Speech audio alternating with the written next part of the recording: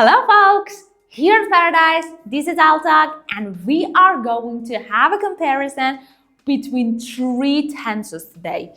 Simple past, simple present, and simple future. The three videos that we covered each in one video in the previous videos. But before diving in, I would appreciate if you like this video, subscribe so that you don't miss the videos in the future, and comment below for me all the things, all the experiences that you had by watching previous videos, or any question that you have, any comment, anything. And if you feel that you need subtitles to this video, feel free to hit that button below so you would see the words that I say actually, and we're good to go. So let's dive in and see what are the differences between simple past, simple present, and simple future in each and every one of these titles. First off would be the verb. So what is the difference between the verbs in a simple past tense and a simple present? In the simple past tense, the verbs are in a regular way or irregular way. In a way that if they are regular, as I said before in the previous videos, they are good boys. So the verb would be plus ed to show that this action has actually happened in the past. But if they are bad boys, if they are irregular, you have to memorize them. There's no way out of it. You cannot escape it. You have to memorize it. And in the video for simple past, I provided a complete PDF for all the verbs that are irregular and you need to memorize them. So if you haven't watched that video or you haven't downloaded that file, go for it. So this is the way that we show the verbs in the simple past. In simple present, actually, fortunately, the verbs in simple present, they would be in simple form. Simple. Okay, so for example, play, go, cook, watch. Okay, but for she, he, and it, we add a tiny little s or es at the end of the verb to show that it's actually talking about she, he, or it as a pronoun. So for example, I say, I cook, but for she, that would be she cooks.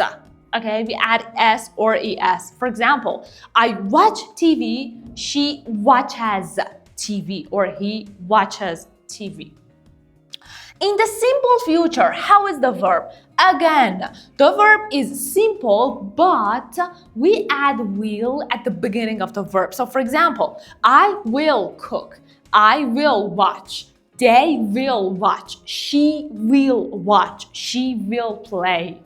Okay, in here, it's not like simple present. We do not add s or es at the end of the verb. Simple verb for every pronoun, we have to add will, that's it. Okay, these are the ways that we use verbs in each of these tenses. Now, let's go for auxiliary verb. What are the auxiliary verbs that we use in simple past?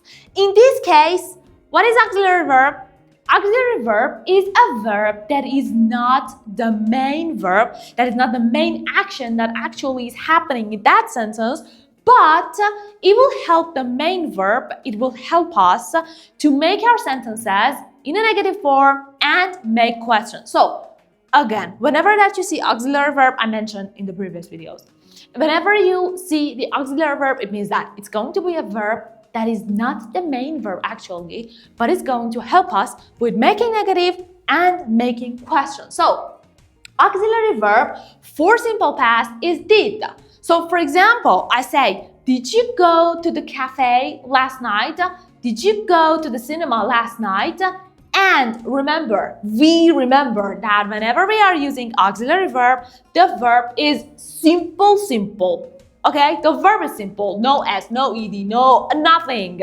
Whenever we use auxiliary verb in each and every one of them, whenever we have auxiliary verb, the main verb comes in simple form. So for example, I say, did you go to blah blah last night? Did you go somewhere yesterday? Or for example, did she go to the cinema last night? Did she drink coffee yesterday? Did she watch TV last week? You see? And in the negative form, I didn't watch TV last night. She didn't play soccer yesterday. They didn't cook lunch last evening, for example.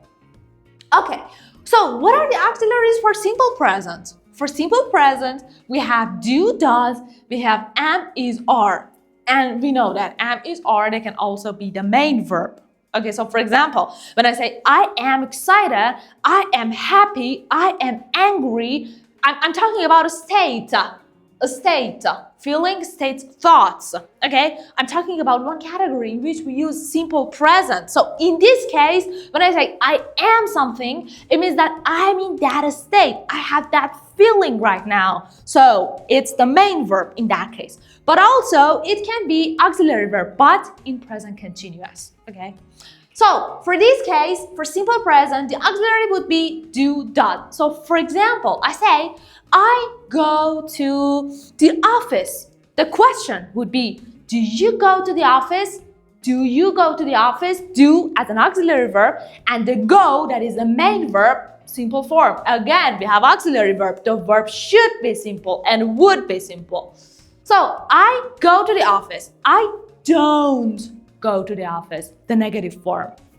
Okay, for does, she goes to the office. Remember, the verbs in simple present, we add s or es for she, he, and it. So we say, she goes to the office. How can we make it a question? Come on, 1, 2, 3, go ahead. Does she go to the office?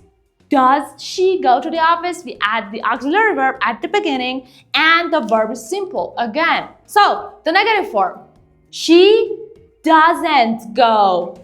Okay, she doesn't go to the office. So this would be when we use auxiliary verb to make question and to make a sentence negative. For simple future, what is the auxiliary verb? The auxiliary verb would be will, and the negative form is won't. So for example, I say, I will go to the office tomorrow in the morning. I will go to, will go. You see, will plus simple verb. So I want to ask you a question. Will you go to the office tomorrow in the morning? Will you go to the office tomorrow morning? Or for example, I want to make it negative. I won't go to the office tomorrow morning. I won't. Okay, it means that something will not happen in the future. The same would be for she. She won't go to the office tomorrow in the morning. Or will she go to the office tomorrow morning? Or she will go. Okay, so no matter what is the pronoun, it will be the same. For the formula of simple past, what is it? If it's the regular type of the verb, as we said, the verb plus ed. But if we have irregular, memorize it. So for example, when I say, I studied English yesterday, study is a good boy, is regular, we add ed. But if I say, I went to the office yesterday, go is the bad boy, is the irregular verb in which they have to memorize it. It's not like we say go the. No, we don't have that. We say went, okay? So it depends on the verb that it's regular or irregular, in which cases we have something to make the sentence actually. For the simple present, how is that? The verb would be simple, and for she, he, and it would be verb plus ses. So for example, I go to the office, she goes to the office every day, for example, okay? And for simple future, will plus verb. She will go to the office tomorrow in the morning. And keep that in mind, when I say tomorrow in the morning, you can eliminate it from the sentence. Still, when you have will, you can show that your sentence is happening in the future. There's no need to use that. But I'm trying to use adverbs in order to make the sentence more longer, and try to expand it so that you will be familiar more with the adverbs and how to use them, where to use them, when to use them. That is the reason that I'm using. It's totally fine to say she will go to the office and eliminate the last part of it, but I'm trying to give you ideas on the adverbs as well. So these were the times, the formula that we use for each of these sentences: simple present, simple past, and simple future. Let's go for the conditions that actually we use each of these. The usage. For the simple past, as we said, completed actions in the past. I started in the past, I finished in the past, both of them one spot. It's not like this. It took a time for me to do it. I started here, I finished here, that's it. Okay, so completed actions in the past, every time we use simple past. For the simple present, you tell me, when do we use simple present? 4 categories. The first one would be routines, habits. Every day I drink coffee. Every day I take a shower. Every day I, for example, make a pancake for myself. I'm talking about routines. I'm talking about something that I do them, that I perform them on a regular basis. Every Sunday, every Friday, 2 days in a week, every Friday, every weekend. You see, it's a pattern. It has a pattern.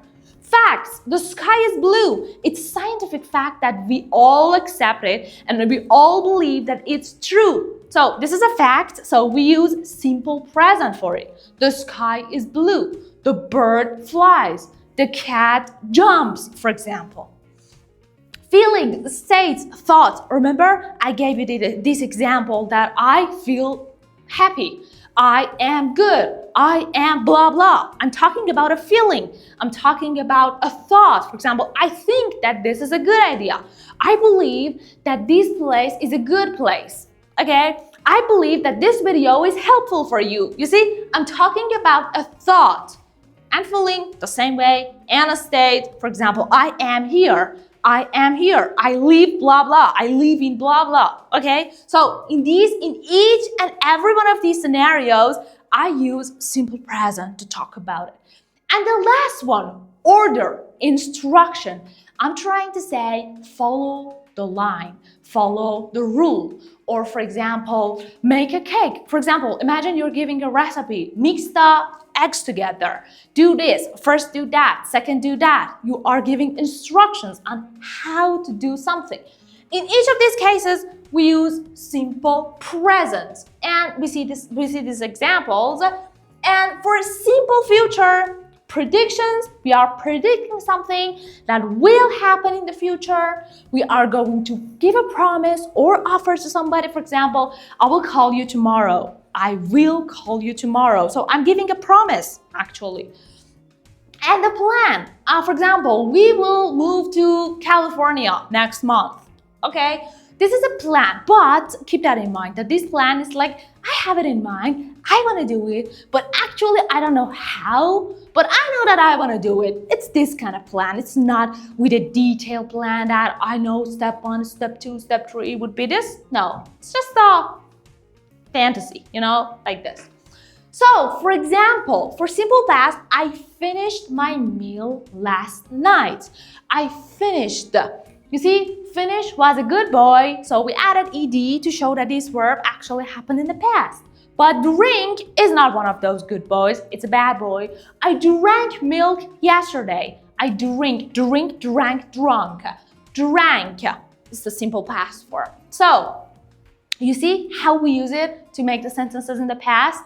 And what would it be if I make it negative? So, I say, I didn't drink milk yesterday. I didn't. So, did you drink milk yesterday? You see, try to play with these sentences. Try to change them as much as you can. Try to understand them and combine them. So in this way, you would understand them in a better and more internalized way. This matters. The thing that I'm trying to combine them, I'm trying to change them, make sentences with each of them, make questions, change them into negative. This is the reason that I'm trying to make your brain be able to play with them and change them into different types. For the simple present, I don't normally watch TV. You see, where I put normally, I don't normally watch TV. So it means that it's not a habit for me. So, for example, I normally watch TV. I normally watch TV. I don't normally watch TV. She doesn't feel well. Well in here means good. She doesn't feel okay. It means this. She doesn't feel well, or she feels well. Remember, for simple present, we added ses to the verb. So, does she feel well? The question would be something like this. I will play tennis tomorrow morning. So, what is it about? I'm talking about future. I'm talking about a plan that I'm going to have in the morning. And as you see, the verb is simple, and I use will to show that it's going to happen in the future. Tomorrow morning is an adverb. As you can guess, I'm trying to give you more explanation. more information, more details on when it's going to happen. She will finish this project next week. Finish, the verb is simple again, and will I used to show that it's going to happen in the future. So when we say she will finish this project next week, it means that we expect for her to give us this project next week. It means probably it's the due date, so that it has to happen. It can be like a plan, it can be like a prediction, it can be a combination of both. It depends on the context. It depends on the context that we are using this sentence inside. So we covered the differences between these three tenses in different categories: the verbs, the auxiliary verb, the formula, the usage and example. For each of them we provided. So now I hope that you have more clear mind on each of these three tenses. And now I hope that you can understand the details and the differences between these three tenses. And now I hope, again, that you can use them in your sentences, in your daily conversations in a better way. So I highly recommend you to make as many sentences, as many negative sentences, as many questions with these three, and try to combine them and leave them in the comment below so we can work them out, and I will make sure to answer each and every one of them. So I hope you found this video helpful. If you did so, don't forget to give a like to this video, subscribe so that you don't miss any video in the future, and don't forget to leave your comments, the sentences, the questions, anything below for me. I will answer them. And that's it. In the future videos, I'm going to cover some other tenses, probably going for the continuous part.